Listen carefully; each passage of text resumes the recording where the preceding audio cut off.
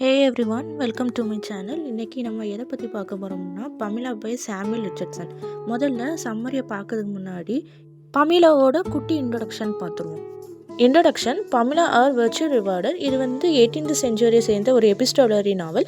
Epistolary நாவல்னால் ஒன்றும் இல்லை, அந்த நாவலை லெட்டர் ஃபார்மேட்டில் எழுதியிருப்பாங்க.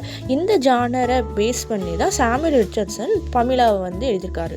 இதில் மெயின் கேரக்டரோட நேம் பமிலா ஆண்ட்ரூஸ். அவள் ஒரு 15-year-old கேர்ள். அந்த பொண்ணுக்கு லைஃப்பில் வெர்ச்சுவை தவிர வேறு எதுவுமே இம்பார்ட்டன்ஸ் கிடையாது. அந்த கொள்கையை வச்சு தான் அவள் ஃபுல்லாக வாழ்ந்துட்டு இருப்பாள். இந்த இதை பேஸ் பண்ணி தான் இந்த ஸ்டோரி ஃபுல்லாகவே இருக்கும். இப்போ நம்ம பிளாட் சம்மரி பார்த்துருவோம். Pamela Andrews 15-year-old girl and a virtuous person. அவளோட ஃபேமிலி சிச்சுவேஷன்னால லேடி பியோட பெட்ஃபோர்ட்ஷயரில் வேலை பார்த்துட்டு இருக்கிறா. Lady B she is now in her death bed.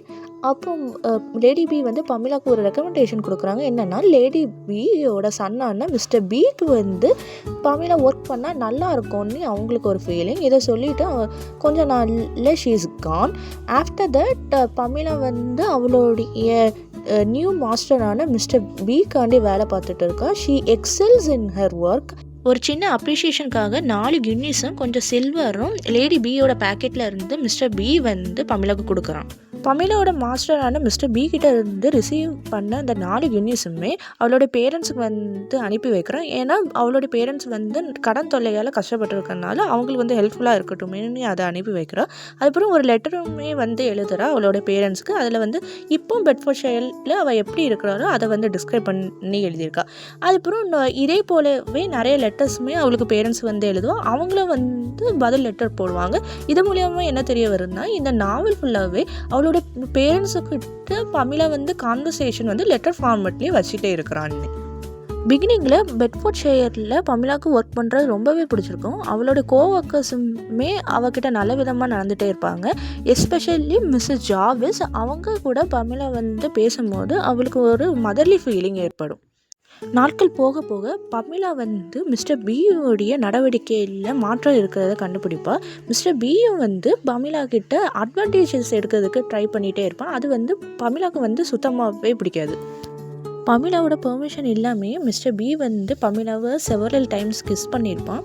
அதுக்கப்புறம் அவளுக்கே தெரியாமல் அவளுடைய கபோர்டில் மிஸ்டர் பி ஒளிஞ்சு ஸ்பை பண்ணுவான். இது பமிலாவுக்கு சுத்தமாகவே பிடிக்காது. தன்னுடைய வெர்ச்சுவனஸும் நம்ம இழக்கிறோமோன்னு அவளுக்கு ஒரு ஃபீலிங் வந்துட்டே இருக்கும். இவ்வளோ ஸ்ட்ரேஞ்ச் பிஹேவியர்ஸ் பண்ணப்பமே மிஸ்டர் பி பமிலா ஒரு ப்ராமிஸ் பண்ணுவான். என்னன்னா, லேடி டேவஸ்னு ஒருத்தங்க அவங்க மிஸ்டர் பியோட அக்கா. அந்த லேடி கிட்ட பமிலா சென்ட் பண்ணி வச்சிருவேன், நீ அவங்க கிட்ட ஒர்க் பண்ணலாம், நீ இங்கே ஒர்க் பண்ண வேண்டான்னு அப்படி ஒரு ப்ராமிஸ் பண்ணியிருப்பான். ஆனால் நாட்கள் போயிட்டே இருக்கும். பமிலா என்னடா இந்த ஆள் நமக்கு ப்ராமிஸ் பண்ணானே, ஆனால் இன்னும் நம்மளை அந்த வீட்டுக்கு அனுப்பி வைக்கல, என்னடா நடக்குதுங்கன்னு அப்படி அவளுக்கு ஒரு ஃபீலிங் வந்துகிட்டே இருக்கும். ஆனால் அவள் நினச்சது கரெக்டு தான். ஏன்னா ரொம்ப நாளாக ஆகிட்டே இருக்கும்.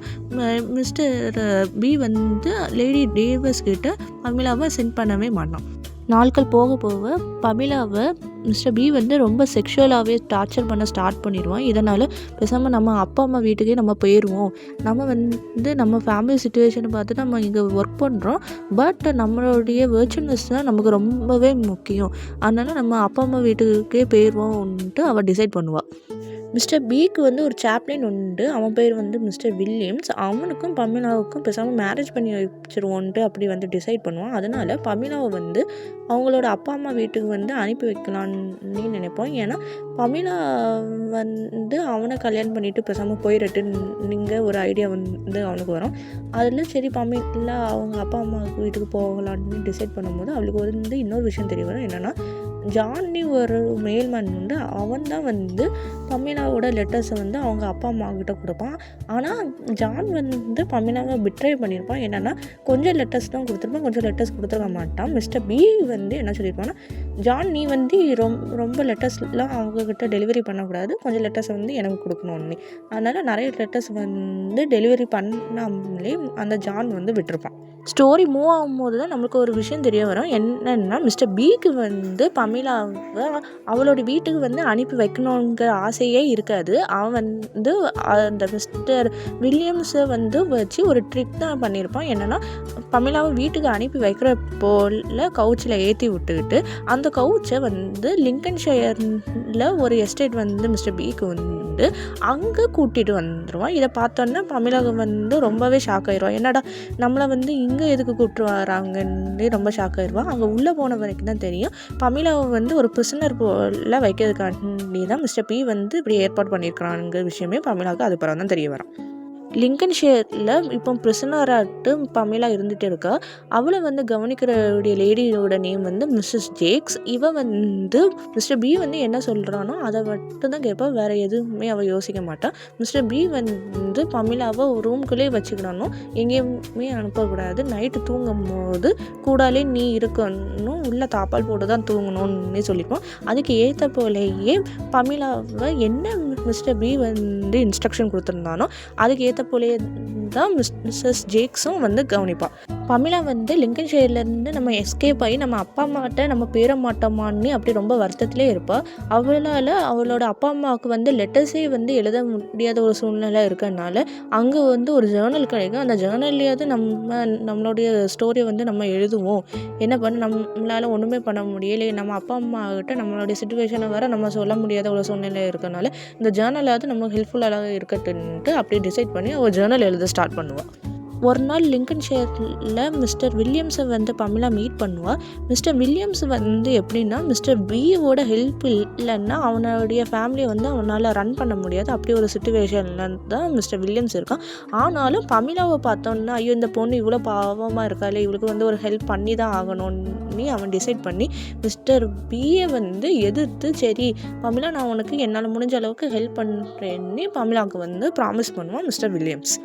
பமிலாவும் மிஸ்டர் வில்லியம்ஸும் வந்து லெட்டர்ஸ் வந்து ஷேர் பண்ணுவாங்க. அது வந்து லிங்கன்ஷயரில் இருக்கக்கூடிய அந்த கார்டனில் யாருக்குமே தெரியாத ஒரு இடத்துல வந்து அந்த லெட்டர்ஸ் வந்து வச்சுட்டு போவாங்க.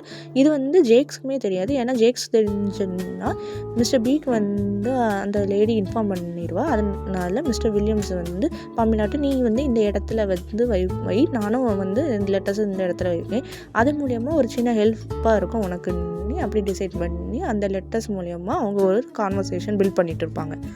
மிஸ்டர் வில்லியம்ஸும் பமிலாவும் க்ளோஸாக இருக்கிறாங்க விஷயத்த மிஸ்டர் பி வந்து கண்டுபிடிச்சிருவான். இதனால மிஸ்டர் வில்லியம்ஸை சும்மா விடக்கூடாதுன்னு அவன் ரோட்டில் ஒரு நாள் வந்துட்டு இருக்கும் போது மிஸ்டர் வில்லியம்ஸோட திங்ஸை வந்து திருட வச்சு அவன் மேலே ஃபால்ஸாக அக்யூசேஷன் வச்சு அவனை வந்து ப்ரிசனில் தூக்கி போட்டுருவான் மிஸ்டர் பி வந்து வில்லியம்ஸை ஜெயிலில் போட்ட பிறகு சரி நம்ம இனி பமிலாவை போய் மீட் பண்ணுவோன்னு லிங்கன்ஷயருக்குள்ள ஜேக்ஸோட ஹெல்ப் மூலியமா ஒரு நைட்டு வந்து யாருக்குமே தெரியாமல் உள்ளே நுழையிறான் மிஸ்டர் பி. லிங்கன்ஷயருக்குள்ளே என்டர் ஆனோடனே பமிலாவை ஃபைனலி ஃபிசிக்கலாக அசால்ட் பண்ணிவிட்டு அந்த இடத்த வந்துட்டு எஸ்கேப் ஆயிடுவான் மிஸ்டர் பி. லிங்கன்ஷயர்லேருந்து எஸ்கேப் ஆனாலுமே பமிலாவோட ஆக்டிவிட்டீஸை வந்து கவனிக்கிறதுக்காண்டியே ஃபுல்லாகவே பமிலாவை வந்து ஸ்பை பண்ணிகிட்டே தான் இருந்துட்டு இருந்தான் மிஸ்டர் பி. ஸோ ஒரு நாள் பமிலாவோட ரூமில் இருந்து அவளோட ரைட்டிங்ஸ் எல்லாம் பார்த்துக்கிட்டு மிஸ்டர் பி வந்து நீ என்ன தான் எழுதிட்டு இருக்க, அதை வந்து நான் கண்டிப்பாக படித்தே தீருமேன்ட்டு டிமாண்ட் பண்ணுவான். ஸோ பமிலாவுக்கு வந்து வேறு வழியே இல்லாதனால அவளோட ரைட்டிங்ஸ் அவ்வளோத்தையுமே மிஸ்டர் பீட்டை கொடுத்து சரி நீங்கள் படிச்சுக்கோங்கன்னு சொல்லி கொடுத்துருவான். மிஸ்டர் பிக்கு வந்து பமிலாவோட ரைட்டிங்ஸ்லாம் ரீட் பண்ணி பார்க்கும்போது ஒரு ஸ்ட்ரேஞ்ச் ஃபீலிங் ஏற்படும். பமிலா வந்து அதில் ரொம்பவே மோசமாக தான் மிஸ்டர் பியை பற்றி எழுதியிருப்பா. ஆனால் அந்த ரைட்டிங்ஸை வந்து பார்க்கும்போது என்னடா நம்ம வந்து தப்பு தான் பண்ணிட்டோமோ அப்படிங்கிற ஒரு ஃபீலிங் வந்து மிஸ்டர் பிக்கு உள்ளே ஏற்படும். பமிலாவோட ரைட்டிங்ஸை ரீட் பண்ணி பார்த்த பிறகு மிஸ்டர் பிக்கு உள்ளே ஏற்பட்ட ஃபீலிங்ஸ்னால பமிலாவை மிஸ்டர் பி சரி நீ உன்னுடைய அப்பா அம்மாவை போய் பாருன்னு சொல்லி மிஸ்டர் பி வந்து அனுப்பி வச்சுருவான். ஸோ ஃபைனலாக ஆஃப்டர் சஃபரிங் லாட் பமிலா வந்து ஒரு கவுச்சில் வந்து ஏறி அவளோட அப்பா அம்மாவை மீட் பண்ணதுக்காண்டி அவளோடைய வீட்டுக்கு போயிட்டுருக்கா. அந்த கவுச்சில் போயிட்டு இருக்கும் போதே பமிலாக்கு வந்து ஒரு லெட்ரு கிடைக்கும். அந்த லெட்ரு வந்து யார் சென்ட் பண்ணியிருப்பாங்கன்னா மிஸ்டர் பி. அதில் வந்து என்ன எழுதியிருப்பான்னா he is physically sick in love with her. ஏன்னா பமிலாவோட ரைட்டிங்ஸை வந்து ரீட் பண்ணி பார்த்த பிறகு தான் மிஸ்டர் பிக்கு வந்து புரிஞ்சிருக்கும்.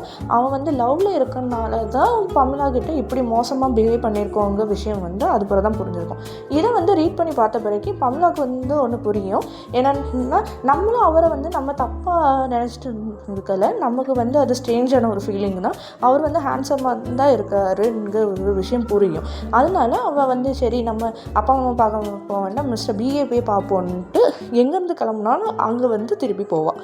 மிஸ்டர் பியோட ஹவுஸ்க்கு பமிலா போன பிறகு மிஸ்டர் பியோட பிஹேவியர்ஸில் இருக்கக்கூடிய சேஞ்சஸை வந்து பமிலா கவனிக்கிறேன். ஏன்னா ஃபஸ்ட்டு வந்து Mr B is an aggressive man and இப்போ வந்து என்னென்னா ரொம்ப கைண்டராக வந்து பிஹேவ் பண்ணுறத பார்த்தோன்னே பமிலாவுக்கு வந்து என்ன தோணுன்னா, ஒருவேளை நம்மளை வந்து ஒரு செக்ஸ் நிறைந்த மேரேஜுக்குள்ளே தள்ளதுக்காண்டி தான் மிஸ்டர் பி வந்து இப்படிலாம் நடக்கிறானோ அப்படிங்கிற ஒரு ஃபீலிங் வந்து வருது. அதனால மிஸ்டர் பி வந்து பமிலா கிட்ட தன்னைத்தானே ப்ரூவ் பண்ணதுக்காண்டி மிஸ்டர் வில்லியம்ஸை வந்து ப்ரிசனில் தூக்கி போட்டிருந்தாம்ல, அவனை வந்து பெயில் அவுட் பண்ணிக்கிட்டு அதுக்கப்புறம் பமிலாவோட ஃபாதரை வந்து செலிப்ரேட் பண்ணுறான் அவனோட எஸ்டேட்டில். இது மூலயமா பமிலாவுக்கு வந்து ஒன்று புரியுது, என்னன்னா மிஸ்டர் பி வந்து கம்ப்ளீட்டாகவே மாறிட்டான், நம்ம வந்து மிஸ்டர் பி மேலே ஒரு நம்பிக்கை வைக்கலாங்கிறது வந்து பமிலாவுக்கு வந்து புரியுது. மிஸ்டர் பி தன்னைத்தானே ப்ரூவ் பண்ண பிறகு Pamela and Mr B they finally get married. ஆனால் அவங்களுக்குள்ளேயே ஒரு சீக்ரெட் போல் வச்சுருப்பாங்க. என்னன்னா கொஞ்ச நாளைக்கு நம்ம இதை வந்து ரிவீல் பண்ண வேண்டாம்னு ஒரு டிசிஷன் வந்து மேக் பண்ணியிருப்பாங்க. ஆனால் அவங்களோட சீக்ரெட் வந்து at lost it get revealed. ஆனால் இது வந்து இந்த மேரேஜ் வந்து லேடி டேவிஸ்க்கு வந்து சுத்தமாகவே பிடிக்காது. ஏன்னா பமிலா வந்து புவர் கிளாஸ் விமன்னால் எப்படிடா நம்ம தம்பி வந்து இப்படி ஒரு பொண்ணை வந்து கல்யாணம் பண்ணலான்னு அப்படி வந்து அவளுக்கு ஒரு எண்ணம் வரும். ஆனால் பமிலாவோட வெச்சுவஸ் பிஹேவியரும் அவளுடைய பியூட்டியை வந்து அந்த ஹையர் கிளாஸ் பீப்புளை வந்து கவர்ந்துடும். இதை பார்த்தோன்னா சரி நம்மளுடைய தம்பி வந்து கரெக்ட் டிசிஷன் தான் மேக் பண்ணியிருக்கான்னு லேடி டேவஸும் வந்து அந்த டிசிஷனுக்கு அப்ரூவ் பண்ணிடுவாங்க. அதுக்கப்புறம் மிஸ்டர் பி கூட பமிலாவுக்கு மேரேஜ் நடந்தனால அவள் வந்து ஷி பிகேம் வெல்த்தி. அதை வச்சு அவள் சேரிட்டி எல்லாம் ரன் பண்ணி புவர் பீப்புளுக்கு வந்து ஹெல்ப் பண்ணுவாள். இது மூலயமா பீப்புள்ஸுக்கு இடையிலுமே அவள் வந்து ரொம்ப பாப்புலராக இருந்துட்டு இருப்பாள். இந்த ஹாப்பி மேரேஜ்களில் அட் லாஸ்ட் ஒரு சின்ன ப்ராப்ளம் வரும். என்னென்னா மிஸ்டர் பிக்கு வந்து ஏற்கனவே ஒரு குழந்தை இருக்கக்கூடிய விஷயம் வந்து பமிலாவுக்கு தெரிய வந்துடும். அந்த குழந்தையோட நேம் வந்து மிஸ் குட்வின். ஆனால் அந்த குழந்தையோட அம்மா வந்து சாலி காட்ஃப்ரை, அந்த லேடி வந்து இப்போது ஜமேக்காவில் வேற ஒரு மேனை கல்யாணம் பண்ணிட்டு அங்கே செட்டில் ஆகிட்டாங்க விஷயம் தெரிஞ்சனால சரி அந்த குழந்தைய வந்து நம்ம தத்தெடுத்து நம்ம குழந்தையாட்டே நம்ம வளர்ப்போன்னு ஒரு டிசிஷன் மேக் பண்ணி அந்த குழந்தைய தத்தெடுத்துருவாங்க. ஸோ அட் லாஸ்ட் ஒரு ஃபேமிலி ஆஃப் 2லேருந்து ஃபேமிலி ஆஃப் 3 ஆயிடுவாங்க. ஸோ இந்த எபிலாக்ல வந்து எடிட்டர் வந்து என்ன சொல்கிறாங்கன்னா, பமிலா வந்து is one of the role model for every one அப்படி சொல்லி இந்த பமிலாவை கம்ப்ளீட் பண்ணுறாங்க. So thank you every one for listening the summary. ஏன்னா this is my first video, I don't know how to give a voice over. ஆனால் என்ன பண்ணேன், this is my first try, but let's hope I will improve myself in the future. Thank you.